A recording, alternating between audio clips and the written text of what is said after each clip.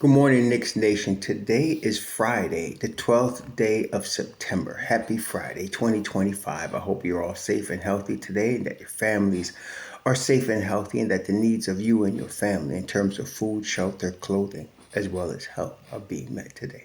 Blessings upon those that work in the health, along with first responders who are every day trying to save lives, and those also that pick up garbage, keep our places clean, and those that make deliveries for our convenience. Double blessings on the men and women that are trying to help rescue, deliver, and recover. The teenagers and children that are victims of child molestation and pedophilia. People that are helping those that are victims of pornography, child pornography, prostitution, child prostitution, human trafficking, and sex slavery. Double curses on all the perpetrators, the perverts, and those profiteers also that make money off these things. Double blessings also on the homes. More than 700,000 men, women, children, families, senior citizens, and military veterans homeless in the United States of America, and millions more around the world in similar or worse conditions. Blessings upon them, for theirs is the kingdom. So the Knicks made some very interesting moves over the last 48 hours.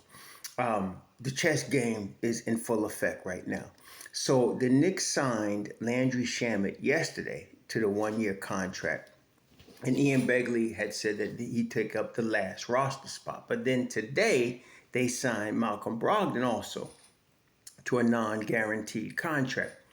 Now, it's not, I see already the media reports, they're making it a contest between Brogdon and Shamet.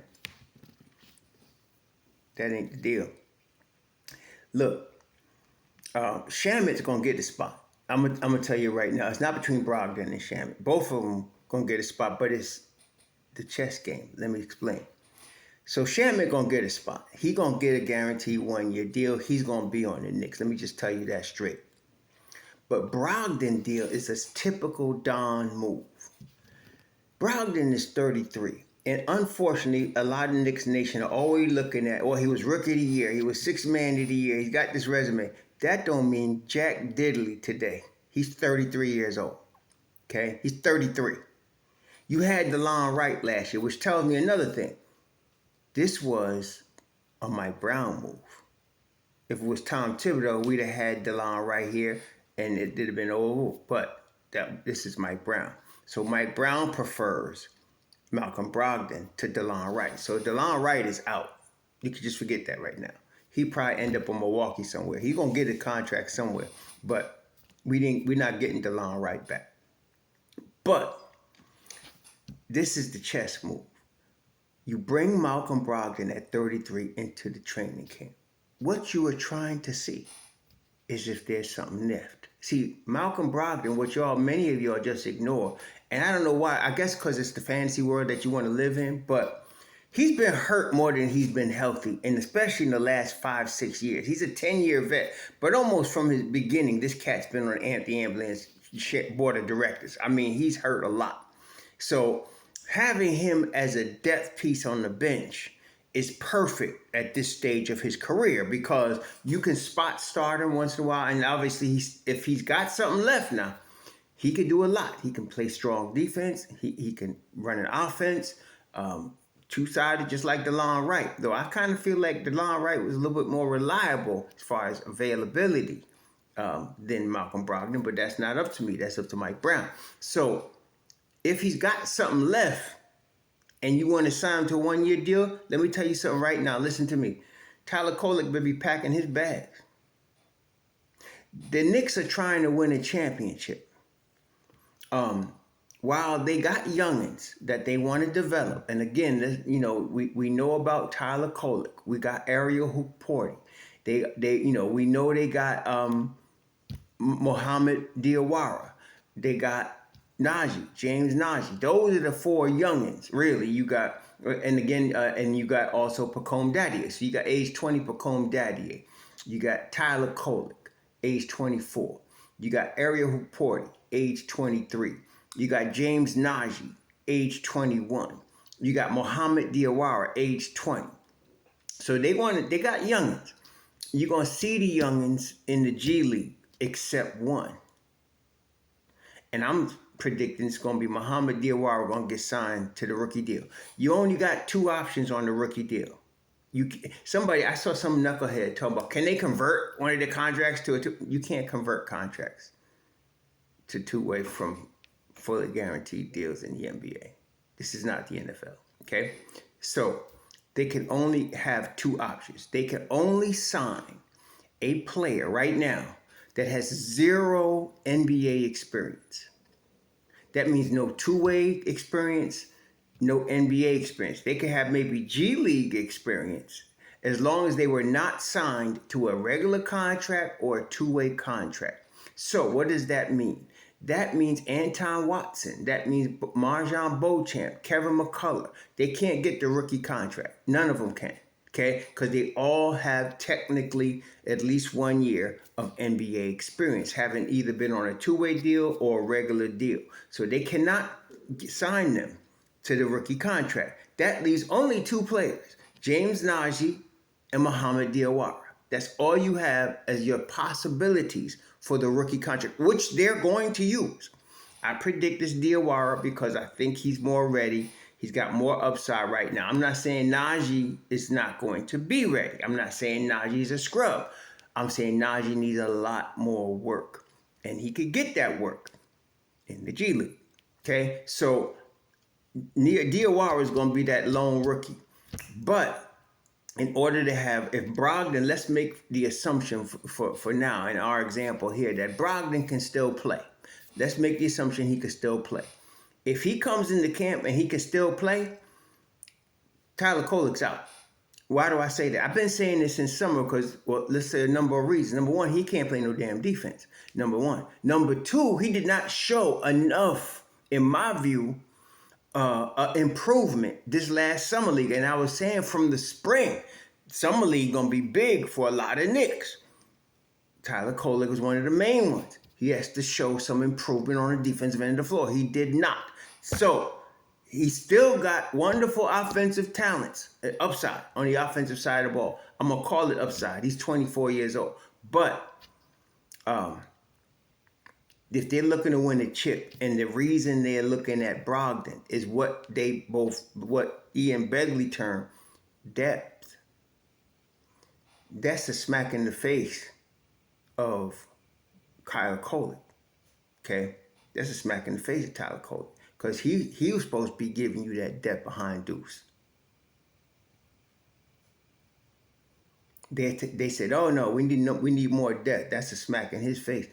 He be pecking his back. If unless Brogdon come in and train the camp, which is entirely possible, he gets hurt in training camp. Brogdon in the Anthony Ambulance School. So if he gets hurt in training camp, they're not signing him. But if he come in ready to play and show he still got something left, he still got some bite, Kolek gone. Okay? And this is the chess game. Because the Don got it set. You could have Kolek or Brogdon. You prefer Brogdon. But you got to see if Brogdon have anything left, which is why you bring him into camp. You let him show that he could at least stay healthy for camp in preseason. And if he could do that, because he ain't going to play more than 10 minutes a game unless Brunson gets hurt, God forbid. So, and the way they got this thing set up, it would be a bad stroke of fate. Not because of overplaying, overtraining. It would be a bad stroke of fate for Brunson to miss any game, because they got it set up like this. You got your starters, right? And only thing we don't know right now is the fifth starter for sure. Like Josh Hart has started most of the last 2 seasons, but that was under Tom Thibodeau. I don't know how Mike Brown feels about Josh Hart. I have no idea. But you got really 3 possibilities in Hart, Deuce, or Mitchell Robinson. Now, at the end of last year, Tom Thibodeau went with Mitchell Robinson. Okay? And with Ian Begley already quoting this earlier, that the reason they signed Yabusele was because they planned on starting Robinson and bringing Yabusele off the bench as the backup 4 when they moved Cat to the 5 and Robinson rests. That was the rationale. This was before they hired Mike Brown. So Mike Brown will have the last say in that. I don't know what he's going to do, but he is the head coach, and this is his team now. So he got to decide what he's going to do. But that's your only question mark. So you don't know if it's going to be Deuce, Hart, or Mitchell Robinson. I think it would, while I always going to favor Deuce. I'm always going to favor Deuce. I ain't going to lie. Deuce is one guy. And some knucklehead came on my channel the other day with the Deuce ain't a point guard argument. You know he was deleted immediately. Like, I'm not entertaining that with anyone. On this channel, I get the last say. And Deuce is a point guard. And he's a backup to Brunson. And no, he ain't losing no minutes to nobody. So you come on my channel with that, you might as well go to another channel. Go to something for the fans or whatever. But you can't come here with that. And it says it in the disclaimer. Some knuckleheads just, it's just sickening. But anyway, I would always favor Deuce. But I got to admit, it's tantalizing to have the number one offensive rebounder in the NBA in your starting lineup next to Karl Anthony Towns. That's freaking tantalizing. There's no doubt about that. That's tantalizing, man. So I wouldn't be surprised if they started off with the Mitchell Robinson. But anyway, you look at this here. So your top 9 players are, for the sake of argument now, we're going to put Mitch Robinson in starting line just to make this argument. But you're talking about Karl Anthony Towns, Mitchell Robinson, right? OG Anunoby, that's your front court. Then you got the road runner, Bridges, that's your 2 guard. And then, of course, you got Brunson. Then you got Yabusele, Josh Hart, Jordan Clarkson, Deuce McBride. Okay, you got that's your 4. You got hella 5-4, right? So you could play them 4 with one of the starters, almost any of the starters, except Brunson. So I can see Brunson getting good rest. Like they may not even need to play Brunson more than 30 minutes a game, really. I mean, they could do that. And then same with Mitch Rob. You could play Mitch Rob 25 minutes. That gives Mitch Rob rest. Brunson could get rest. McCobb. Any one of them cats could get rest on any given night.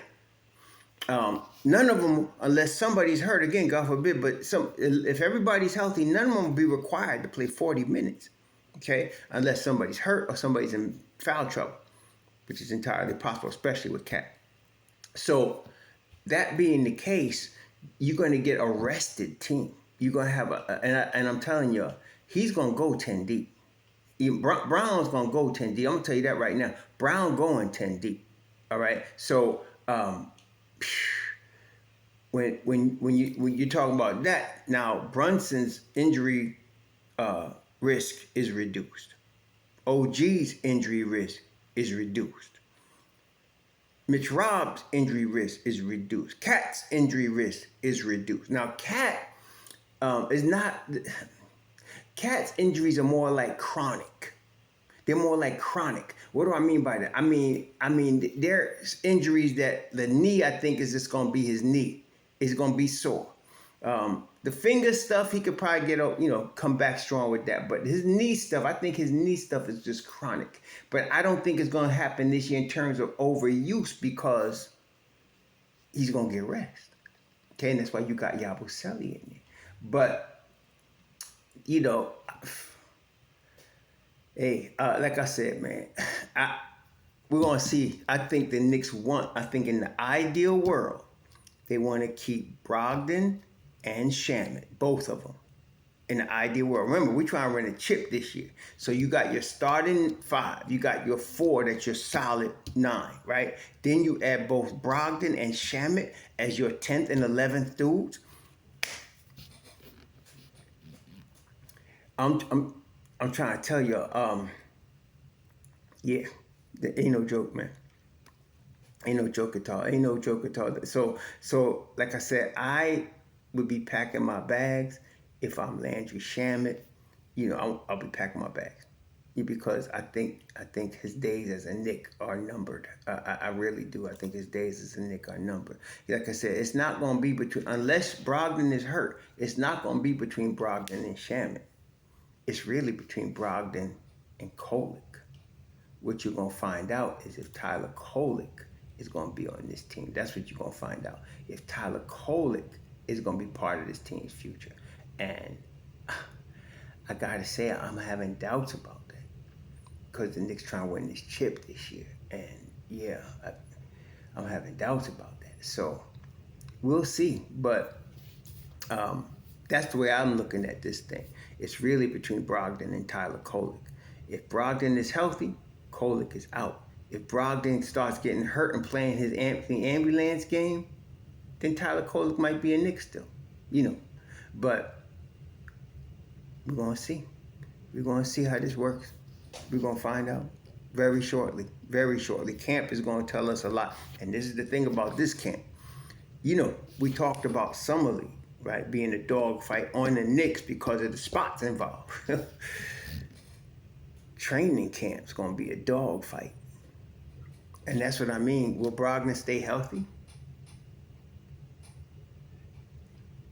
Because I'm going to tell you right now, he's going to get strong consideration. They ain't bring him in here for nothing. He going to get strong. It ain't like he going to sit on the side at practice and never come in. He is going to get strong consideration to see if he can make this team. Okay? Like I said, Shamet going to make the team. Shamet been working out all summer. Shamet is dependable. We know what he got. We know what he brings to the table. He's coming. We getting Shamet. But is it Brogdon and Shamet, or is it Shamet with Tyler Kolek? I'm going to tell you. I think it's going to be Shamet and Brogdon. Because they're trying to win this chip. And when you add a Brogdon is healthy, let's hope he is. Brogdon is healthy. He's gonna get about 10 minutes, 8 to 10 minutes a game, which is perfect for him at age 33. If Brunson does get hurt, you got a guy that you could spot start, or you can come in behind Deuce. You got that, okay? And him and Deuce together. Deuce with either Shamet or Brogdon. It'd be dynamite. That'd be dynamite. So you got real depth here. And when you're talking, let's assume again, for the sake of our experiment here, let's assume Brogdon is healthy. So now you got a team in your last 7 dudes, or 6, really it's 6 dudes. You got a team right there that's better than 500. If that was your starting group, that's better than 500. Okay, they could compete for a playing spot. That's your bench. Okay, so the Knicks coming in ready. I'm liking that part of it. I'm liking the part that says, look, we got to get this chip. We all in. We gonna get these vets here. We're gonna let the youngins sit or go somewhere else, and we're gonna do what we got to do. Now, the exception would be Diawara. I really believe in Muhammad Diawara. Young as he is, the 7-foot wingspan, the versatility, the NBA level defense. And if he starts developing that shot, which I am very confident he will, you got something. And you got something late in the second round. Kudos to the management team. Kudos to the Don and his squad again. You got something late in the second round that you got second round money, so you got value on the high level again. You get him in here on that rookie deal, he'll see a few minutes, not a lot, but I wouldn't be surprised if he works his way into that, 13th spot and maybe get some minutes when somebody's hurt. Diawara I think we got something with him, okay? I'm not saying Daddy A is not good. Daddy A is good, and I really think Daddy A is going to be good going forward. Daddy A is coming along the way you would expect somebody drafted at 18 to come along, okay? He's 20 years old. He's not quite ready. If he was on a scrubby team, if he was on the Charlotte Hornets or the Nets, he'd probably be getting minutes, right? I don't know. I mean, he'd be in a rotations type situation, but on a championship team, no. But he's coming along at the right pace. So I like what his future looks like. Especially, I'm looking for more from him for next summer. But Diawara is farther ahead than Daddy A was at his rookie year. Diawara is already prepared to play NBA level defense today. He has to get ready to get used to the speed of the game, like every rookie does. So offensively, he may be a little limited because of the speed of the game. But I'm very confident as far as a defender, a rebounder, a guy to hustle, dive on the floor, and hit open shots once he gets comfortable. I think we got something here in Diawara. And I think he would get that rookie contract for the Knicks. He would get that rookie contract. So you have him now. And then now you round out your roster with the youngins. So you got still Daddy A.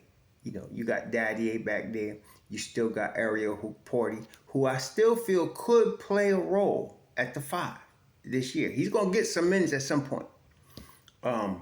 If he stays as a permanent rotation piece or not, that's up to Mike Brown. But we'll find out. As far as defensive presence, he's got it. Okay? So you got Hukporti, Kolek, Daddy A, Najee. And of course, we're talking about Diawara. Now, Beauchamp, Watson, McCullough, I don't know where that leaves them. I have no idea. Somebody's gonna get a two-way deal. They got 3 to sign, and that's 3 guys right there. So somebody's gonna get a two-way deal. I don't know who though. We'll find out. Cause they had this other cat, Matthews. Now, I ain't worried about him taking nobody's spot. He got an Exhibit 10 contract. You may not even see him again after training camp. But he can shoot. He's a pro-level shooter. He is. So with him, you could keep him in the G League, on a G League contract until you're ready to use him. You could keep him like that. In fact, I think they did that with him once before. So he'll be there if you need him. So you're dealing right now with pro players, real pro-level players, not no rooks that need work. That's what I'm saying. So, yeah, the Knicks gonna be good this year. They got depth this year. It's on right now. Again, I'm predicting 58 wins, top 2 in the East. This is the highest prediction I've had for the Knicks since Tom Thibodeau was hired 5-6 years ago now. Top 2 in the East. I've always been like 4th or 5th, in the East. 3rd, 4th, 5th. Top 4. Top 2 in the East. Why? The Knicks are legitimately capable of taking the East this year. And I'm talking about regular season, being number 1 in the East. They're legitimately capable of being the number 1 seed in the East. They're legit with that. Let's see how this works out. This Brown experiment is going to be interesting to see. So I know a lot of people are talking about, some people talking about 55 wins, 50. Somebody said 51. I think it was BSPN. Look, BSPN always below what the Knicks actually do. So I'm not thinking about them. But some people talking about 60, and I can hear you on that. I hear you on that. If Cleveland got 60 last year, I hear you. And I have a feeling the Knicks are not going to start off slow. They're going to start off strong this year. My only concern is them finishing strong. That's the problem this year. With Tom Thibodeau, you always knew they were finishing strong. They may not start off as strong as you like, although he did have some good starts. But you always knew post All-Star break, they were going to finish strong. And they always did. Browns teams, not so much. But you still got Tom Thibodeau players here. So let's see what happens. Like I said, I wouldn't be surprised if they start out strong. Let's see how they finish, though. We're going to find out. You're going to find out real soon. But yeah, I think if Brogdon is healthy, he stays. Landry Shamet's going to stay. So you're really talking about Tyler Kolek being traded. They're going to make a trade. Okay? I don't think it's Daddy A. I wouldn't do that. 20 years old, all kind of upside, 6'8" wing. I wouldn't be trading Daddy A. I wouldn't be really trading Hukporti, although if you had to, there is this year right now a need in the NBA for legit 5s. There really is. So 5s are a luxury. Good 5s are a luxury right now. So Ariel Hukporti is a good trade bait. He is, because he could help a lot of teams at the 5 spot. And he's only $1.9 million. So you could, but I don't know. Kolek at 2.1, that's a veteran minimum contract right there. That's a vet min contract. We'll see. It's going to be interesting. You all enjoy your Friday. This is going to be an interesting couple of weeks leading up to this training camp. I think the roster's set. They're going to probably sign some more Exhibit 10 dudes to invite to camp. But I think the roster's set. It's just a question of who remains. And we will know come October who remains. You all enjoy your weekend. Shalom.